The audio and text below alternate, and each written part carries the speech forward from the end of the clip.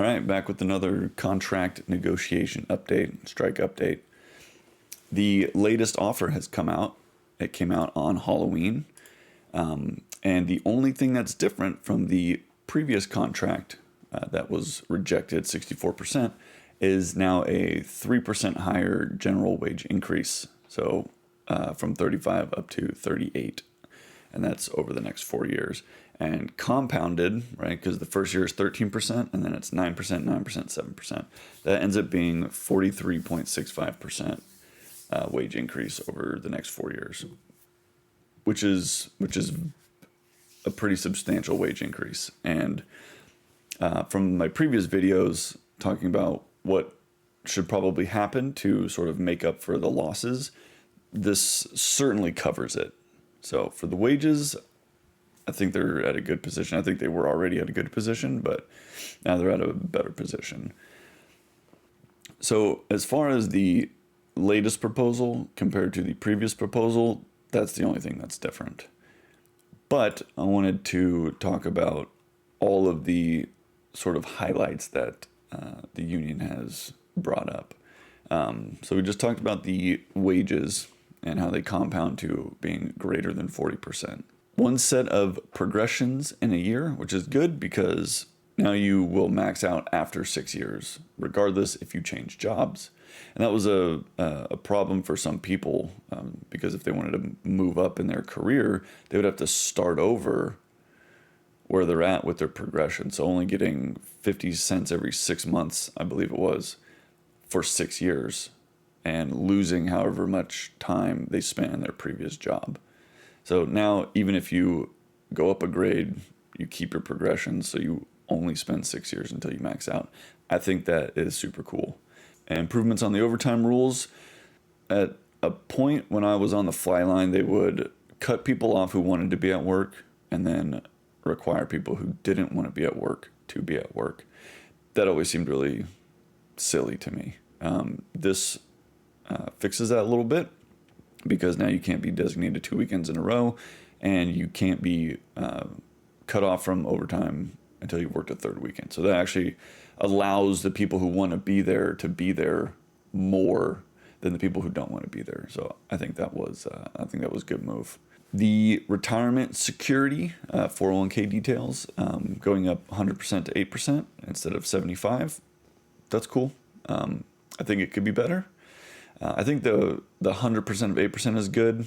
It's the other contribution that's currently at 4% that, from the math that I've done for myself at least, if that was 6%, then I would be very secure in my retirement. The medical cost share reduction. A lot of people seem to be complaining about the fact that Boeing won't lower the cost of medical insurance. But this language here, reducing the contributions by 9.3%, is literally lowering the cost of medical insurance. That bit of the contract's a little bit complicated, so I'm not really going to get into it, but the company has in fact taken on a larger portion of the medical insurance, which is already very expensive. The letter that I got in the mail asking if I wanted to continue with my Blue Cross Blue Shield during the strike said that I would be paying $2,000 a month for my medical insurance.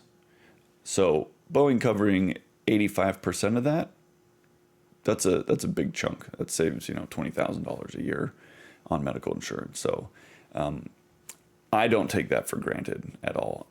It seems like some people might be taking that for granted. I hope they're not. But when I started at Boeing, one of the things that brought me to the company was the zero cost to me for medical insurance. That's something that I liked. There was some legislation between 2008 and 2016 that screwed all that up and has now made health insurance very expensive. So that's why we're in this position. But still only paying like $150 a month for $2,000 a month medical insurance for the whole family, I see that as a win. The job security language in the contract, went over that, and a lot of people are like, they're not even trying to build another airplane in the Puget Sound for at least 4 years. So, securing the next airplane in the Puget Sound kind of, you know, I guess Boeing just has to say for the next 4 years, yeah, we're going to build it here. And then, the next contract could come around. If they don't secure that again, they could just be like, oh, we broke ground in wherever. The retirement multiplier currently is at $95 per month per year of service. That's the defined benefit pension. They've upped that to $105 per month per year of service. I think that's good for some of the guys maybe closer to retirement. It doesn't really affect any of the new people from the last 8 years. The people in the middle of that, I think it's like me, I'm in the middle of that. I'm not close to retirement, and I'm also not new. I'm okay with it. I just think that the 401k contribution that replaced the pension should be higher. My calculation said 6% instead of 4%. That would satisfy my long-term goal.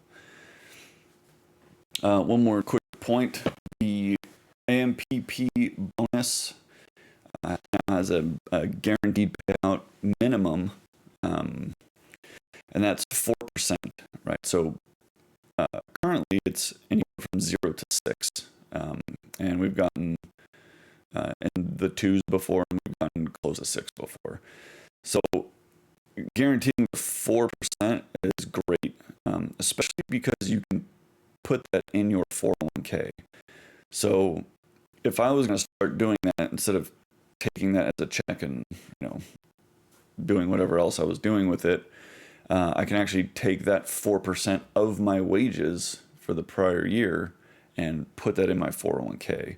So if I consider Boeing matching 100% of 8%, and then they're putting in 4% automatically, and then I add that 4%, right now we're at 24% of my, that would be base wage if I didn't work any overtime. And that's a really good contribution to put into your 401k, 24%, equivalent of 24% of your wages. And you're not actually putting in 24% of your income, you're only putting in 8%.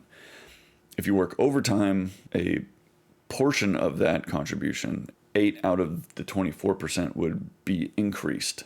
And then if you compared that to your base wage, you could actually end up putting in 30%. I think there's a really good setup for the replacement to the pension, but I think it's going to take some discipline and some personal responsibility. And my guess is a lot of people aren't willing to take that responsibility to secure their own future, which is why they want the defined benefit, because it's easier. You just work for so many years, and then the company just gives you so much money. You don't have to do anything. You don't have to make investments. You don't have to hire a financial, planner. But I think it's limiting. The money's in your 401k. You can take loans. You can, have a financial planner actually make good investments for you.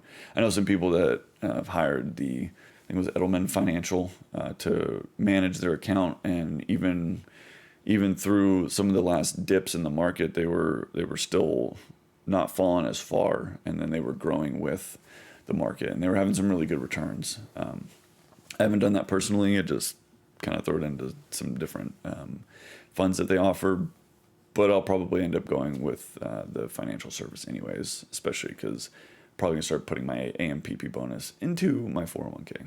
So we'll see how it all plays out. So Monday, November 4th, will be the vote for this contract, and we'll see how it goes, and I will be back with you then. All right, keep them flying.